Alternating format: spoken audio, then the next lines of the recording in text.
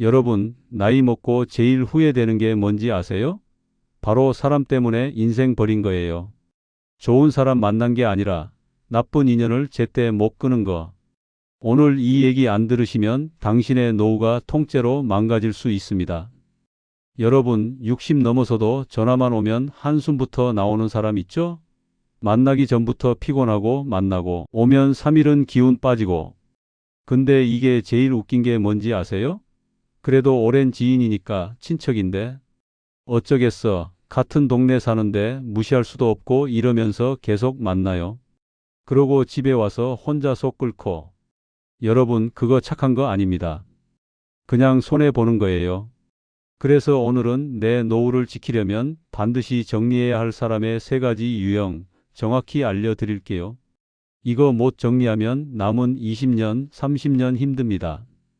첫 번째, 만날 때마다 기운 싹 빠지게 만드는 에너지 뱀파이어형입니다. 이 사람들 특징이 뭐냐면요. 대화의 대부분이 불만이에요. 남 탓, 세상 탓, 환경 탓. 해결책은 안 찾고 하소연만 합니다. 제 지인 중에 한 분이 계세요. 교회 친구 하나랑 통화만 하면 2시간 가까이 푸념을 들어주셨대요. 배우자가 얼마나 이해가 없는지, 자녀가 얼마나 연락이 없는지, 형제들이 얼마나 무관심한지. 근데 이분 40년 넘게 똑같은 이야기만 해요. 처음엔 그래, 속상하셨겠다 이러면서 위로해줬대요.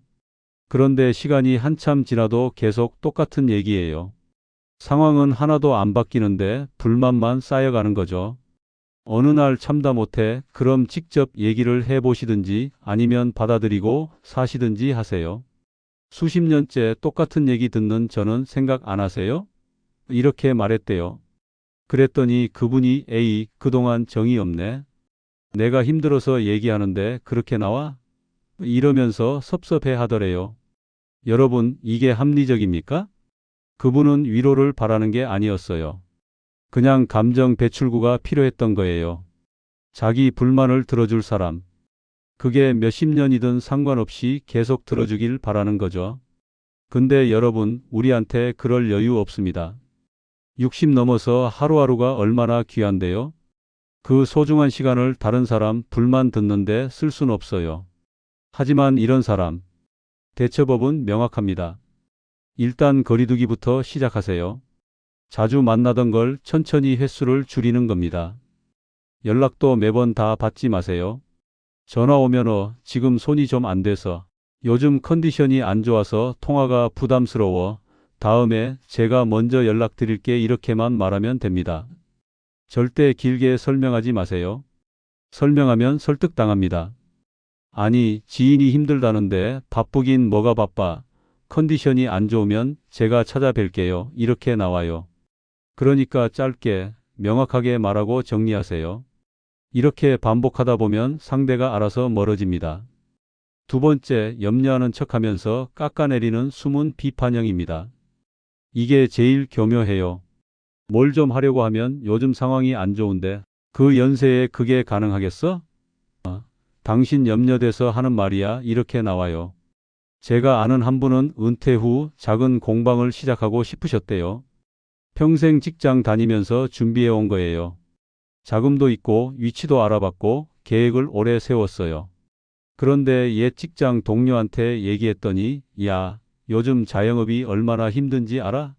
경제도 어렵고 임대료도 비싸서 사람들도 안 와.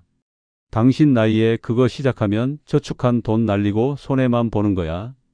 내가 당신 걱정돼서 하는 말이야 라고 하더래요. 그분이 기분이 언짢았지만 그래, 염려해줘서 고맙네 이러고 넘어갔어요. 그런데 그 동료가 계속 연락해서 야, 아직도 공방 생각하고 있어? 진짜 하지 마. 내 말 안 들으면 후회한다라고 하는 거예요. 한 번도 아니고 반복적으로요.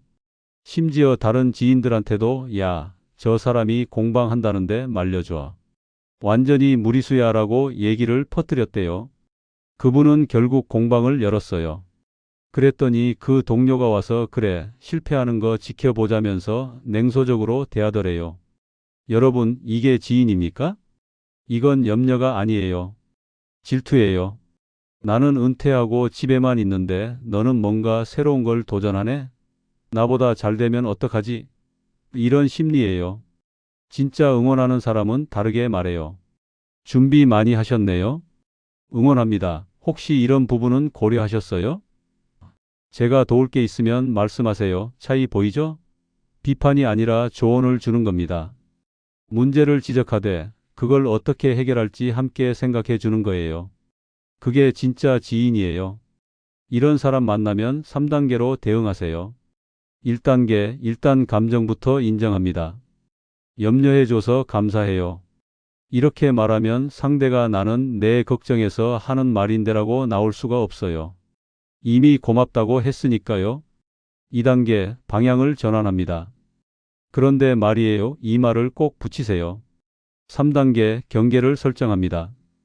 이건 제가 오래 고민해서 내린 결정이에요. 결과가 어떻든 후회 안 해요. 전 괜찮습니다. 이 말 한마디면 끝입니다. 상대는 더 이상 뭐라 하지 못해요. 왜냐하면 이미 결정이 내려졌고 책임도 본인이 지겠다고 했으니까요. 세 번째, 내 시간과 자원과 에너지를 당연시하는 일방적 요구형입니다. 이건 숨기지도 않습니다. 대놓고 요구해요. 차 있잖아. 내일 병원 좀 데려다줘. 시간 있으시니 손자 좀 봐주세요. 급하게 돈이 필요한데. 좀 빌려줘. 일손이 부족한데 하루만 좀 도와줘. 제가 아는 한 분은 은퇴하고 나서 지인한테 이런 부탁을 수도 없이 받았대요. 처음엔 그래, 아는 사이니까 하면서 도와줬어요. 병원도 데려다주고 장도 같이 봐주고 돈도 빌려줬어요. 근데 그게 반복되니까 이 사람은 부탁해도 되는 사람이구나라고 인식이 되는 거예요. 어느 날 그분이 몸이 불편해서 병원에 가야 했는데 그 지인한테 연락했대요. 제가 오늘 병원 가야 하는데 차 좀 부탁할 수 있을까요? 그랬더니 저 오늘 일정 있어서 안 돼요. 택시 이용하세요 라고 하더래요. 그분이 그래요? 알겠어요 하고 정리했는데 얼마 안 있어서 그 지인한테 연락이 왔어요. 야, 저 내일 시장 가야 하는데 차 좀 부탁해요 라고요. 여러분, 이게 타당합니까? 자기가 부탁할 땐 당연하게 요구하면서 상대가 부탁하면 거절하는 거예요. 게다가 거절하고 바로 다음에 또 부탁하는 뻔뻔함이라니요. 그분은 그때 깨달았대요.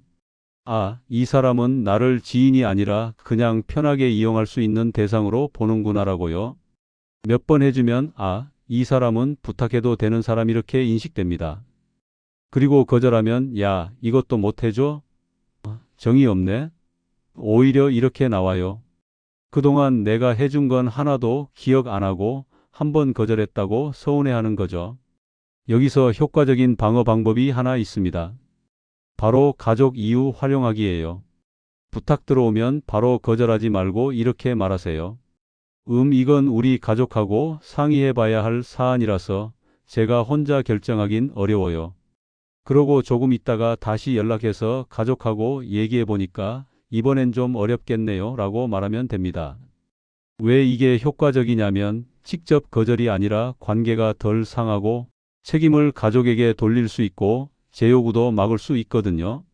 상대가 그래도 한 번만이라고 하면 가족이 안 된다는데 제가 어떻게 해요 라고 하면 끝이에요. 가족을 설득할 수는 없으니까요.